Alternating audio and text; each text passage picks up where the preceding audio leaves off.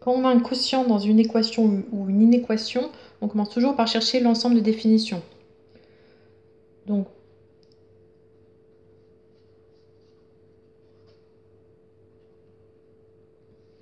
pour chercher l'ensemble de définitions, on s'intéresse au dénominateur. Donc on sait qu'il ne faut pas diviser par 0, donc il ne faut pas que le dénominateur s'annule. Donc on va chercher pour quelle valeur le dénominateur est égal à 0. Donc on va résoudre l'équation, tout dénominateur égale 0.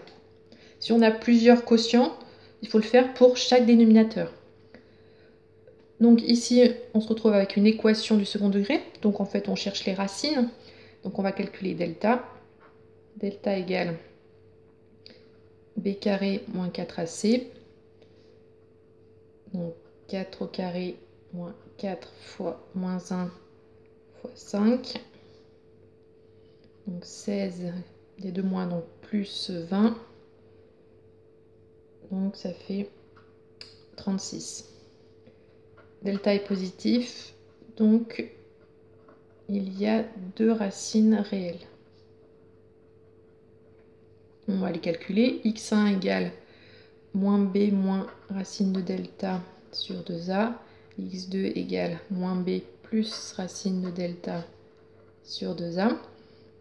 Donc moins b, je n'ai pas mis, a égale moins 1, b égale 4, c égale 5.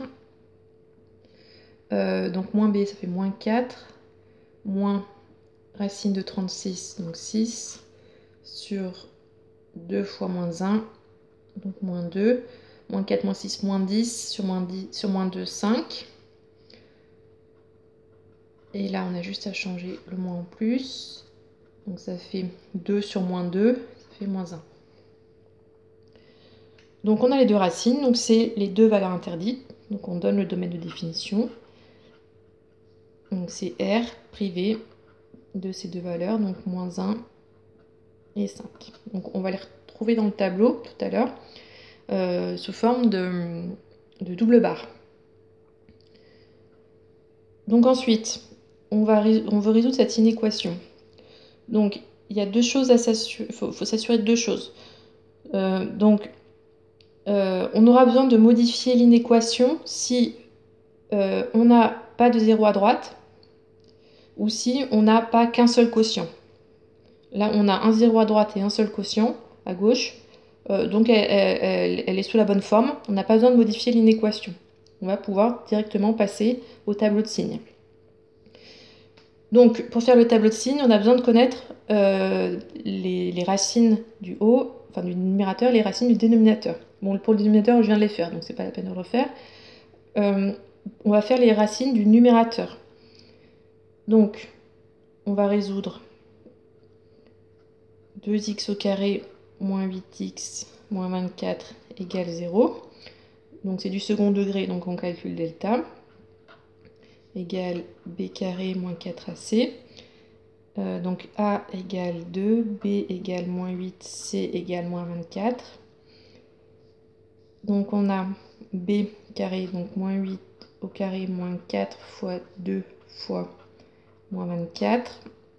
Donc 64, il y a 2 moins, donc plus 8 fois 24. Et 8 fois 24 à la calculatrice, ça fait 192. Donc on a 256. C'est positif. Donc il y a 2 racines réelles. Du coup, on va les calculer. X1 égale moins b moins racine de delta sur 2a. Donc moins b, donc ça fait 8, moins racine de delta sur 2a.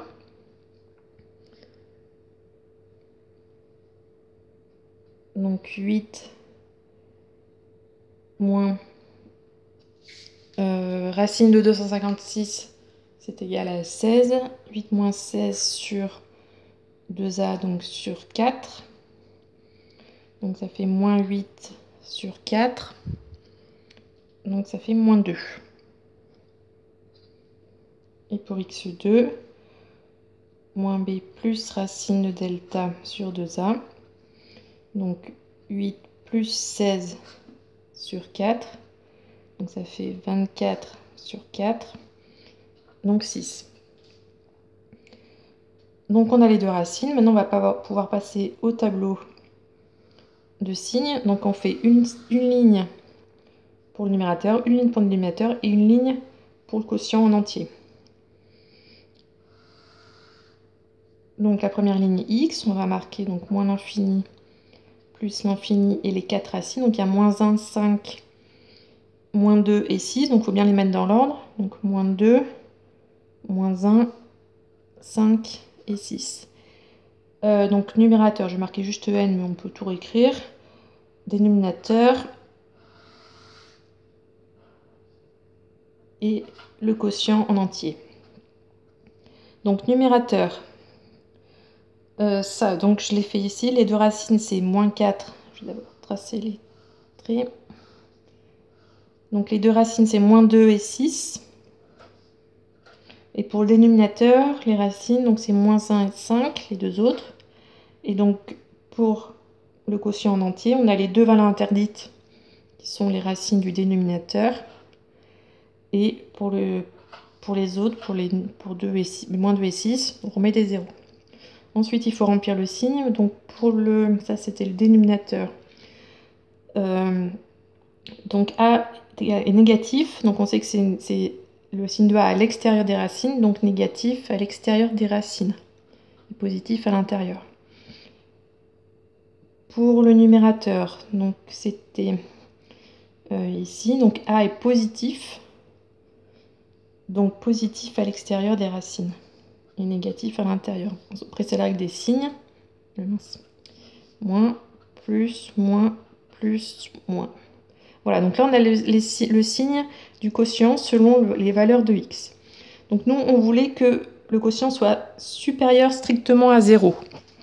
Donc c'est ici que ça nous intéresse et ici. Et il n'y a pas ou égal, donc on ne veut pas les zéros. Donc il faut exclure moins 2 et exclure 6. Donc les solutions sont donc de moins 2 exclu à moins 1. Moins 1 est exclu aussi, puisque de toute façon c'est une valeur interdite. On l'avait exclu dès le départ.